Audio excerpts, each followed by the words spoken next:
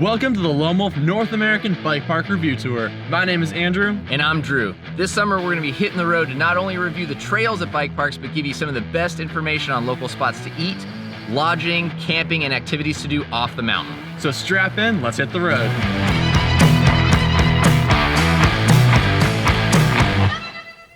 Welcome back and thanks for tuning in for another episode of the Lone Wolf Bike Park Review Tour. This week we're going to be talking about what many consider the best mountain bike park in the world, mountain bike mecca, Whistler, Canada. Chili, let's get into the trails. Let's talk about Whistler Bike Park, what it's got to offer. Yeah, so Whistler is divided into 4 basic lifts. There's the Fitzsimmons zone, which is at the bottom.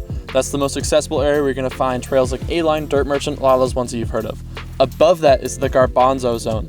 So that is where you're going to find some of the more technical stuff. There's a lot of black and blue trails up there.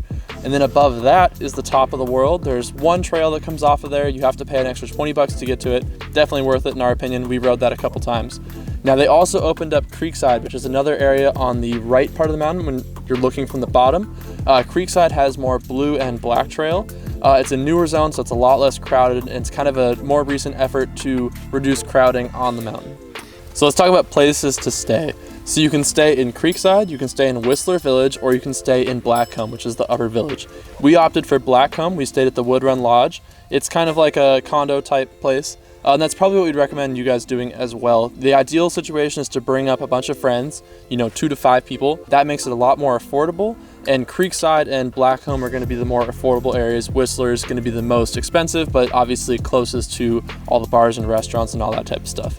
Yeah, again, I mean, Whistler's got a great network of not only mountain bike trails in the valley, but they've got bike paths and a really nice bus line. So, if you are staying in, Creekside or some of the other spots, you can, put your bike on the bus rack or the bike rack on the bus, take that up to town or pedal. All right, now let's talk about places to eat and things to do. So Whistler has a ton of awesome restaurants and a ton of things to do, so it's really hard to narrow this down for this video, but we chose a few. So one of my favorite places for breakfast is Hot Buns Bakery. It's a little French bakery. They have really good crepes, they have waffles, and their cinnamon rolls are out of this world. So I definitely recommend checking that out at least one day for breakfast. It's a fun place to stop. For lunch, I'd say for lunch, man, if you're looking for something good, the Splits Burger Bar is an awesome place. You kind of go through the line, build your own burger. It's actually quite affordable, right? I think it's under $15 for a burger, sizable burger. Like you're gonna go out of there stuffed, and that's a great spot. Obviously, the GLC and the Longhorn are kind of like the tourist trap, Whistler Bike Park spots you got to hit. You're gonna be looking at like $25 pitcher of beer, $20 nachos. A little on the costly side. The food's not amazing, but you'll certainly get the Whistler experience, and it's kind of a spot you got to hit if you're in town. Yep. For dinner, right? If you want to go out, there's tons of options from cheap stuff like El Furniture Warehouse, where everything on the menu is about $5 or $6, to super high-end stuff. If you want to get some good sushi, have part of a wild night going on, Sushi Village, that's the place to go. Now, pro tip, if you're here during Crankwork, Sushi Village is where all the pros hang out, all the brand and industry people. So if you want to go people seeing, it's a good spot to check out. Yep, absolutely. And after you're done eating, you've got a ton of bars, tons of nightlife. There's, it's definitely a spot you're going to ride just as hard as you party in Whistler. So since we're talking about off-mountain activities, let's talk about stuff to do in the day while you're in Whistler. What do you think? So Alta Lake is a really cool place to go midday. I really like to ride in the morning, take the midday off, and go out to Lost Lake or Alta Lake for a swim, and then go back and hit the mountain until the lifts close at 7 or 8, depends on what time of the summer you're there. If you're looking to do hikes, you can also hike to a bunch of really cool high alpine lakes, or you can do the top of the world. You can go up there, you can hike across a little suspension bridge that they have. Gorgeous views. You can hike around up on the peak and really take everything in. The scale is so impressive up there. All right, now before we get into trails on the mountain, since we're talking about off-mountain stuff, there is a lot to do in the valley in terms of riding. Dark Crystal is one of our favorites. Be ready for a pedal. A long ways. Definitely got to earn it. Granny gear for an hour. But there's some really great off-mountain stuff, Dark Crystal included, and we love that trail. Just some really good natural raw tech. It really gives you a taste of what Whistler has to offer outside the bike park. It's also a lot less trafficked than the bike park trails, so the trail conditions can be really good. It's just a fun pedal. Anything else you'd recommend? Well, that kind of brings us to an important question, right? what's the one bike to bring to Whistler? Yeah, I personally have a hard time choosing. I like a downhill bike. Drew would probably prefer something that you can pedal so you can do that off mountain stuff. Yeah, and I honestly, I don't know what I would pick. I think it would probably depend on the trip and who I was going with. I would have just as much fun taking an enduro, all mountain bike, or staying on the mountain and just doing DH bike stuff. Just know that if you've never been to Whistler before, you're kind of going to shortchange yourself a little bit if you don't have the ability to pedal to some of the more amazing and, lightly, low traffic off mountain trails that are just out of this world. So, all right, choice is yours. So let's talk about what's in the bike park. So in the bike park, there's everything from green to face melting black, whether that's tech or jumps.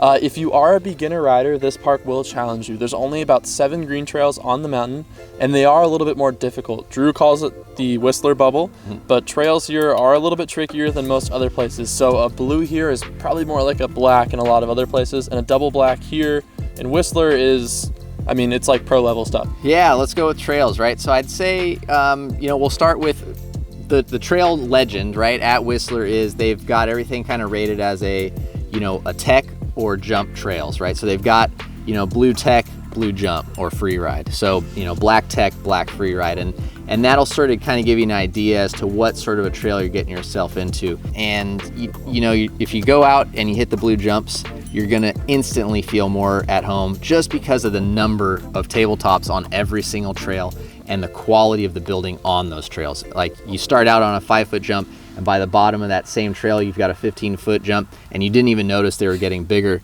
just because of how smooth the transition is in each hit. Yeah, and I think one place that Whistler really excels is because of the actual terrain that they have. The tech trails are really good. So this place is blessed with amazing dirt, roots, rocks. They even have giant rock slabs and rolls that you can do. There's some really fun stuff up in Garbanzo. Some big steep rolls that we did as well. So it's just a place that was really lucky in terms of terrain, and they've made use of that with their trails. I will say Fade to Black. Fade to Black Fade is to Black such a is fun an trail. awesome trail. Yeah. You got to do Fade to Black. That's up there for sure. We rode that many times on this trip. It starts out with a cool road gap drop, and then goes into a couple other jump features and stuff, but it's all really fun. Some technical, rocky sections. Great trail. Yeah, too tight too. Yeah, too tight's really good as well. Got to get that one in. In terms of jump trails on the mountain that are really well known and must hits, obviously Crank It Up is a great place to start. Then you can progress into A-Line, which has a little bit bigger jumps and tables. That one is a very famous trail. I guarantee you will recognize it from videos and other things. It is so much fun to ride. I rode it countless times this trip. And then they just recently redid Dirt Merchant last year, so that is their premier jump trail, aside from Crabapple Hits and D1. Dirt Merchant is a really fun trail. There's 2 sections of it, a pro line and the old Dirt Merchant. Both will push you. The pro line will especially push you if you're into that. And then if those are good, you can step up to D1 and Crabapple, which are a lot larger jumps, a little bit higher consequence, and much faster speed. So we've talked about a couple of trails. We've talked about, the park. Now we should kind of get into the nitty gritty of what we like and don't like and break this place down. So Drew, you want to start us out? Yes, all right. What I like, almost everything about Whistler, right?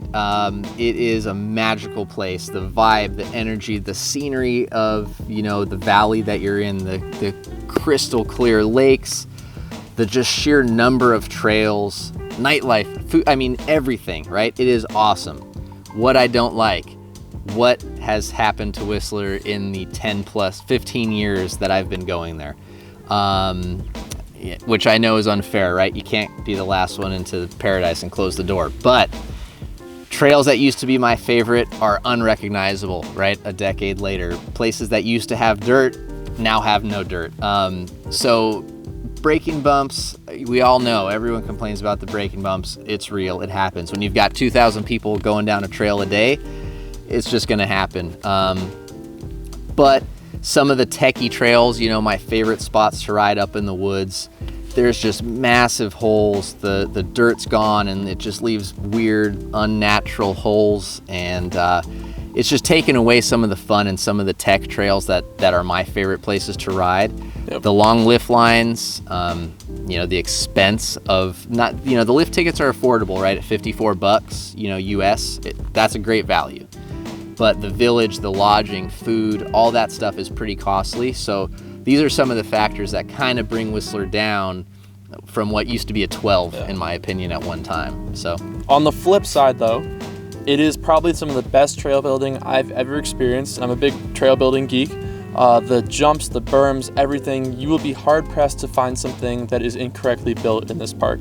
And that really pushes you as a rider. You're comfortable. Yeah. You're able to know exactly what a landing is going to look like on every trail and a jump because they're all uniform and the same and predictable. That's a huge thing. The tech trails are also really well built. You're not going to find janky, weird corners. You're not going to find misplaced rocks. I mean, everything there is built by mountain bikers for mountain bikers, and the trail crew knows what they're doing. So I will say in terms of trail quality, it's pretty hard to beat.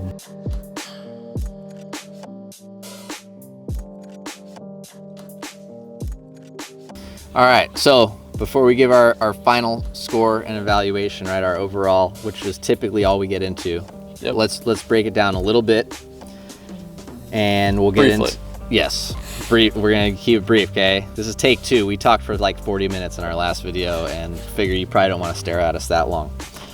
Off mountain activities, I give it a 10. Yeah, I would agree, 10. Okay. Nightlife.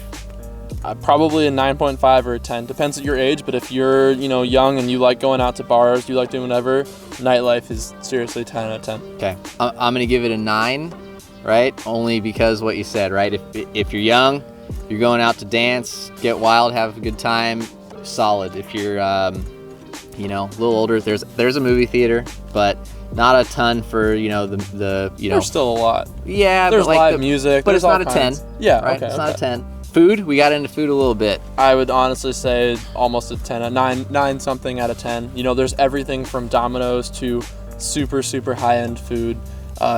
You won't be, you'll have tons of options for really great food. Solid. Okay, I'm on par with that, 9.5 as well. Yep. Camping, I'm giving that a 4 just because camping's not great. It's inconvenient. You got to park far away, and then you have to, either tear down your camp and drive to the village, then pay for parking, which is not cheap, or you got to pedal or take the bus to town. So a little bit of a bummer there. It'd be great if they had some on-site camping, in my opinion. Lodging is tricky because it's expensive. This is a town that a lot of people want to go to, especially in the summer and the peak season. It's not cheap. If you do split it with a bunch of buddies, though, it gets a little bit more attainable. Yeah. There is a decent spread, but I think the average price on Airbnb was somewhere around $200 a night, so not super cheap. Like $235 or so something like that. Out of 10, maybe like a 8-ish or something. Okay. Just because of the price. All right, so let's go with an overall then. What do you say? Does it live up to the hype? So this is a tough one. I love Whistler. I really do. There's some downsides to it, but like he said, you can't close the door to paradise. Things happen. More people are going here than ever have, so there's going to be some high traffic stuff. I still give this place, seriously, maybe a 9.5 out of 10, just because of some trail wear and the price. Those are the only 2 things that knock it down. Other than that, this is one of my favorite places to go on the planet. I would try and make it here every year if I possibly could. It's so much fun. Okay. Yeah, I think I'm probably gonna go with maybe a 9.